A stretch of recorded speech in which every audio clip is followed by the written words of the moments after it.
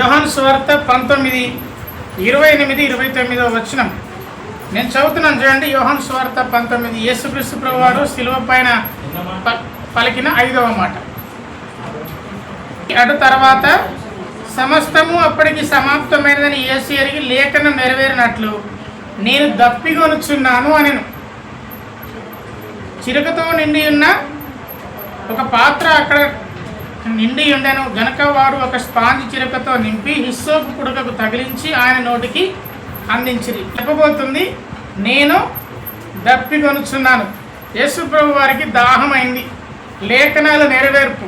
కీర్తనలు 69వ అధ్యాయము 21వ వచనం.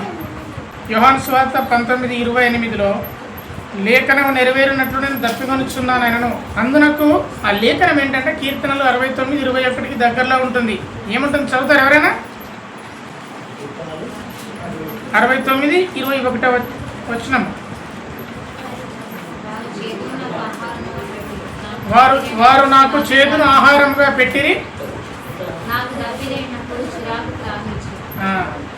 నాకు దప్పి అయినప్పుడు చేదును ఆహారముగా పెట్టిరి అని లేఖనం నెరవేరుటకు ఆ లేఖనాలను బట్టి యేసు ప్రభు వారు దప్పికొన్నప్పుడు వారు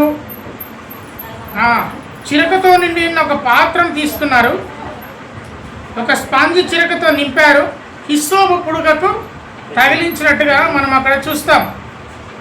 యేసుక్రీస్తు ప్రభు వారు కేవలము మరొకసారి ఆయన శిలువ యాత్రలో ఉన్నప్పుడు కూడా మరొకసారి యేసు ప్రభు వారికి నీళ్ళు ఇస్తారు. మార్కు సువార్త 15వ అధ్యాయం 23వ వచనం. మార్కు సువార్త 15వ అధ్యాయము 23వ వచనం. యేసుక్రీస్తు ప్రభువారు శిలువ యాత్రలో ఉన్నప్పుడు కూడా బోలము కలిపిన ద్రాక్ష రసము ఆయనకిచ్చిరు, కానీ ఆయన దాన్ని పుచ్చుకొనలేదు. శిలువ పైన ఆయన శిలువను మోస్తూ వెళ్తూ ఉన్నప్పుడు బోలము కలిపిన ద్రాక్షరసం. బోలం అంటే మీకు తెలుసా? బోలం అంటే సెంటు. ఒక చెట్టు నుండి తయారు చేసే ఒక పదార్థం, ఒక జిగురు లాంటి పదార్థం. ఆ బోలము ఇప్పుడు మనము సెంటు వాడుతున్నాం. పూర్వకాలం నుండే సెంటు సుగంధ ద్రవ్యాలు అంటే స్మెల్ ఇచ్చేది, మంచి వాసన ఇచ్చే సెంటు కానీ సోప్స్ కానీ వీటానికి ఈ బోలమును వాడతాం. ఈ బోలమును ఇంగ్లీష్లో మైరా అంటారు. ఈ మైరా అనే పదార్థం నుండి తయారు చేసిందే బోలం. యేసుక్రీస్తు ప్రభు వారు జన్మించినప్పుడు కూడా బోలం తీసుకొస్తారు. ఈ బోలము భూస్థాపనకు గుర్తు. సమాధి పైన మనం కూడా ఈ మధ్యలో దాన్ని అడ్డం పెట్టుకొని సెంటు పూస్తూ ఉంటాం. పుస్తరప్రియమా? కొంచెము సుగంధ ద్రవ్యం, కొంత శరీరము పాడు కాకుండా, శరీరం కొంచెం డ్యామేజ్ అవ్వకుండా. ఆ విధంగా యేసుక్రీస్తు ప్రభు వారికి అప్పుడే నిజానికి అది చేదుగా ఉంటుంది. వారు చేదు కలిపిన ఆ ద్రాక్షారసము, ఆ బోలము కలిపిన ద్రాక్షరసం ఇవ్వడానికి ఇష్టపడ్డారు, కానీ దాన్ని ఆయన తీసుకోలేదు. రెండవసారి ఆయన శిలువ పైన ఉన్నప్పుడు నేను దప్పికొనుచున్నాను అన్నప్పుడు యేసుక్రీస్తు ప్రభు వారికి నీళ్ళు ఇచ్చేట్టుగా మనం చూస్తాం. అయితే అది కూడా ఎట్లా ఉందంటే చిరకతో నిండి ఉన్న ఒక పాత్ర, వారు ఒక స్పంజి అంటే మనకు తెలుసా లేదా? స్పంజి మనకు తెలుసు కదా. ఆ స్పంజితో నిండి ఉన్న ఒక దాన్ని పట్టుకున్నారు, హిస్సోపు పుడక. ఈ హిస్సోపు అనేది మొదటి రాజులు 4వ అధ్యాయం 33వ వచనం. రాజులు మొదటి గ్రంథము 4వ అధ్యాయం 33వ వచనం. త్వరగా తీయండి. మొక్కలో ఉండు దేవదారు వృక్షమునే కానీ గోడలో నుండి మొలుచు హిస్సోపు మొక్కనే కానీ. ఈ హిస్సోపు అంటే ఏంటంటే అది గోడల నుండి మొలుస్తుంది. ఇప్పుడు గోడకు కూడా అప్పుడప్పుడు కొన్ని చెట్లు అనకూడదు, దాన్ని ఏమనాలి, మొక్కలే చిన్నగా మొలుస్తుందేమో అది గోడ నుండి. కానీ వేరు బలంగా లేనందుకు అది చెట్టులా కాదు, అది మొక్కలోనే అయిపోతుంది. ఆ గోడ నుండి మొలిచేదే ఈ హిస్సోపు.